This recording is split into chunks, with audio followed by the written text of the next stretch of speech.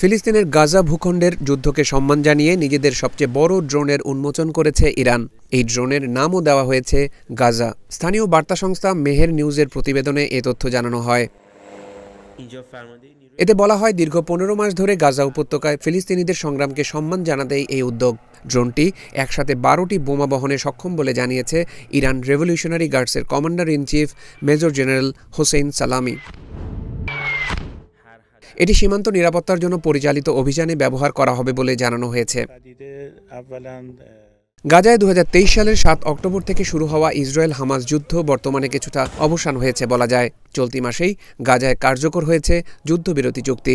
তবে এরপরও বেড়ে চলেছে প্রাণহানি। ধ্বংসস্তূপের নিচ থেকে একের পর এক উদ্ধার হচ্ছে মরদেহ।